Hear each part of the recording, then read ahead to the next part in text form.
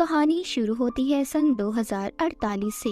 ये वो वक्त था जब जमीन पर रहने के लिए कुछ भी नहीं था और बाकी जितने भी रिसोर्सेज जराए बचे थे उनको हासिल करने के लिए मुल्क एक दूसरे के साथ लड़ रहे थे। इसी के दरमियान हमें रिक की फैमिली दिखाई जाती है जिनको आलीशान मेंशन मिलाया गया था। यहाँ पर आकर पूरी फैमिली बहुत खुश थी। रिक की फैमिली में उसकी बीवी एबी और उसका बेटा था। तभी इनको पता चलता है कि यहाँ पर 13 ऐसी और फैमिलीज हैं जिन्हें यहाँ पर लाया गया था। उन पर रिसर्च होगी, एक्सपेरिमेंट तजुर्बे किए जाएंगे जिसके लिए यहाँ पर साइंटिस्ट की पूरी टीम मौजूद थी। अगली सुबह हमें इस प्रोजेक्ट के प्रोफेसर हेड दिखाए जाते हैं जो बताते हैं कि आने वाले 10 सालों में जमीन पर सब कुछ खत्म हो जाएगा, कुछ भी नहीं बचेगा और तब इंसान जमीन पर नहीं रह सकेंगे। उस वक्त हमारे पास सिर्फ एक रास्ता है और वो है टाइटन, जो कि जमीन पर रहने के बाद दूसरा ऐसा जरिया है जो कि एक बहुत बड़ा चांद है। मगर इस वक्त इंसानों के लिए वहाँ पर रहना मुमकिन नहीं। वहाँ पर मीथेन गैस की बारिश होती है और हवा में नाइट्रोजन गैस मौजूद है। वहाँ पर सर्दी भी बहुत ज्यादा है और अगर हम चाहते हैं कि इंसान वहाँ पर रहे तो हमें वहाँ पर इंसानों के जिस्म में कुछ बदलाव करने होंगे। इसीलिए यहाँ पर हमारे पास फैमिलीज हैं जिनको हमने 5000 लोगों में से चुना है। यहीं पर रिक भी था जो हमने कहानी के शुरू में देखा था, जिसकी फैमिली को मेंशन में लाया गया था। रिक कहता है कि हम सब यहाँ पर खुद अपनी मर्जी से शामिल हुए हैं। फिर इसके बाद डॉक्टर इसको अपने साथ ले जाते हैं और उसको इंजेक्शन लगाते हैं। उसे बताया जाता है कि एक हफ्ते में उसे ऐसे बहुत सारे इंजेक्शन दिए जाएंगे जिससे उसके जिस्म में बदलाव होंगे और फिर उसका जिस्म ऑक्सीजन से ज्यादा नाइट्रोजन भी हासिल कर पाएगा।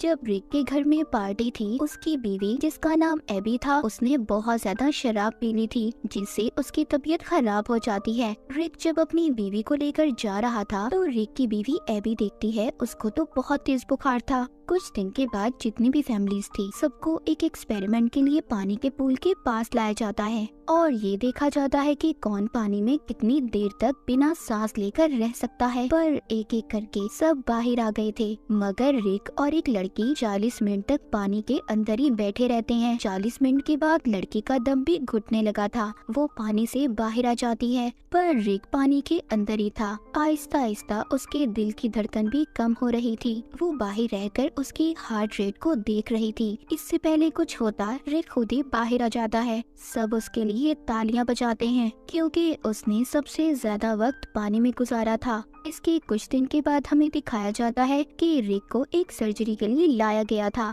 जिस दिन उसकी सर्जरी की जाती है उसी दिन रात को वो अपने बेड पर नहीं था। उसकी बीवी एबी जब ये देखती है तो वो किचन में बैठा अपने जिस्म पर बर्फ लगा रहा था। उसको बहुत गर्मी लग रही थी। इसके बाद एबी उसको और ज्यादा बर्फ ला कर देती है। एबी को बताता है कि मुझे बिल्कुल भी ठंड का एहसास नहीं हो रहा। इसका मतलब ये था कि जिन लोगों को टाइटन पर भेजने के लिए तैयार किया जा रहा था रिक पर भी बिल्कुल वैसा ही असर हो रहा था कि टाइटन पर बहुत ज्यादा ठंड थी और वहाँ पर ऐसे जिस्म की जरूरत थी जिसको ठंड का बिल्कुल भी एहसास ना हो। मगर अभी भी इनको सबसे बड़ा सामना मीथेन गैस और नाइट्रोजन का था। इन सबको मीथेन गैस के साथ पानी में तैरने का कहा जाता है। साथ ही इनको खास किस्म के मास्क पहनाए जाते हैं जिससे नाइट्रोजन बढ़ता है। ये उस मास्क को पहनकर बहुत भागते हैं। दरअसल इनको टाइटन के लिए तैयार किया जा रहा था। इसी तरह बहुत सारे दिन गुजर जाते हैं। एक दिन रिक जब बाथरूम में था तो वो देखता है उसको हेयर फॉल हो रहा था, यानी कि उसके बाल बहुत ज्यादा उतर रहे थे।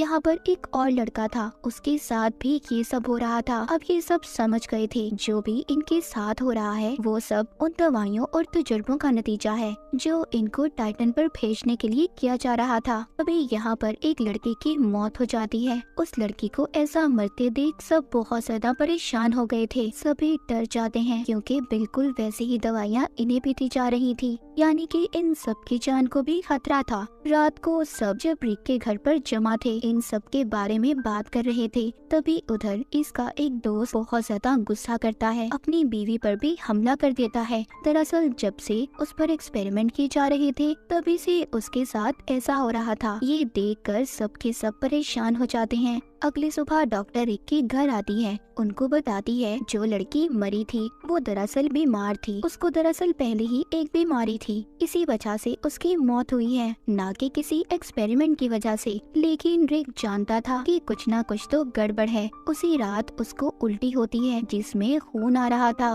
उसकी बीवी उसका ब्लड सैंपल लेती है क्योंकि एबी भी एक डॉक्टर थी। अगले दिन रिक को दिखाया जाता है, वो पानी के अंदर था, उसकी जिल्द भी उतरना शुरू हो गई थी। इस बात से वो बहुत ज्यादा डर जाता है। उधर दूसरी तरफ एबी उसका खून का सैंपल लेकर लैब में जाती है। जब वो उसको टेस्ट करती है तो उसको पता चलता है कि रिक के जिस्म में बहुत से ऐसे केमिकल शामिल किए गए हैं जिसके बारे में पहले नहीं बताया गया था। एबी इन सब के बारे में प्रोजेक्ट प्रोफेसर हेड से बात करती है, मगर वो उसको कुछ भी नहीं बताते। अब रिक की आंखों का ऑपरेशन किया जाता है ताकि वो अंधेरे में भी देख सके।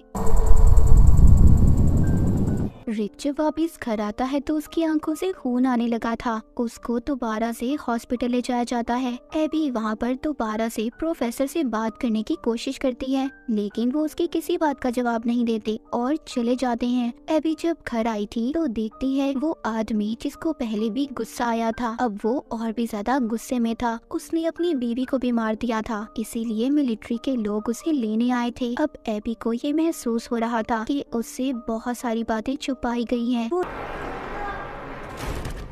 रिक का कार्ड लेकर उसी जगह पर जाती है जहाँ पर सभी की फाइल्स को रखा गया था जिन पर एक्सपेरिमेंट किए जा रहे थे। ये जो वहाँ पर चेक करती है तो उसे पता चलता है जिस लड़की की मौत हुई थी, जिसके बारे में बताया गया था कि वो किसी बीमारी की वजह से मरी है, कि उसकी मौत तो इन्हीं एक्सपेरिमेंट की वजह से हुई है। उधर ही एबी प्रोफेसर को देखती है जिनकी नासा के लोगों के साथ बात हो रही थी। वो उन पर इल्जाम लगा रहे थे कि उन्होंने इंसानों पर ऐसे तजुर्बे किए हैं जो सरासर गलत हैं। उन्हें जल्द ही सब कुछ बंद करना होगा। उनको सजा भी होने वाली है क्योंकि उनके खिलाफ केस दर्ज हो चुका है। अगले दिन प्रोफेसर हेड्रिक के घर जाते हैं, उसको और एबी को बताते हैं कि उन्होंने सारे एक्सपेरिमेंट इसीलिए किए थे ताकि वो लोगों को टाइटन पर भेज सकें। वो कहती हैं, मैं खुद भी नहीं जानता इसका अंजाम क्या होगा। सब लोगों का डीएनए अलग है। मैं नहीं जानता कि सबके जिस्म पर दवाओं का क्या असर होने वाला है, मगर हाँ, रिक एक ऐसा इंसान है जिसका जिस्म इन सब चीजों को बर्दाश्त कर सकता है। और रिक, तुम्हारे अंदर अलग तरह से तब्दीलियाँ हो रही हैं। वो कहते हैं जब सारे एक्सपेरिमेंट पूरे हो जाएंगे जिन पर एक्सपेरिमेंट किए जा रहे हैं, उनका जिस्म एक टाइटन क्रिएचर में तब्दील हो जाएगा। इन्हें होमो टाइटन कहा जाएगा, मगर हम नहीं जानते कौन कैसा होगा क्योंकि सबका डीएनए अलग अलग है।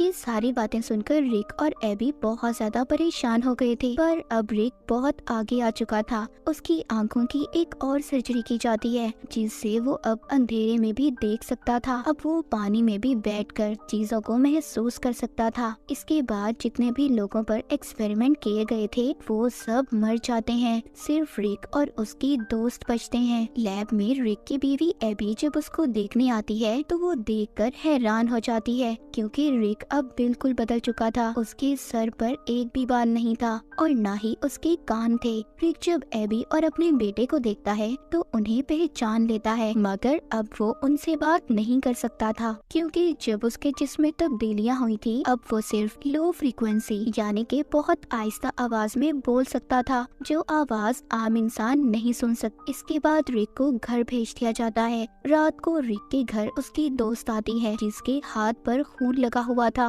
वो भी गुस्से में आकर अपने हस्बैंड को मार देती है। जब मिलिट्री को ये बात पता चलती है तो वो रिक और उसकी दोस्त को लेने आ जाते हैं क्योंकि अब ये सब के लिए खतरा थे। रिक की दोस्त को मिलिट्री वालों ने मार दिया था, मगर रिक अपनी ताकत से सबको मार देता है और अपनी जान बचाकर भाग जाता है। रिक के पीछे एबी भी जाती है। रिक अभी भी एबी से बहुत प्यार करता था। जब वो एबी का हाथ पकड़ता है तो उसके दिमाग को पढ़ने लगता है, जो उसकी नई ताकत थी। जी हाँ, रिक अब किसी के दिमाग को भी पढ़ सकता था। तभी मिलिट्री का हेलीकॉप्टर आता है। उसने एबी के कहने पर खुद को उनके हवाले कर दिया था। दोबारा से रिक को लैब में लाया गया था। वहाँ पर प्रोफेसर एबी से कहते हैं कि तुम्हें रिक को एक इंजेक्शन लगाना होगा, जिसके लगाते ही रिक अपनी पुरानी जिंदगी के बारे में भूल जाएगा और यही रिक के लिए अच्छा है क्योंकि अब हम उसको टाइटन पर भेजने वाले हैं।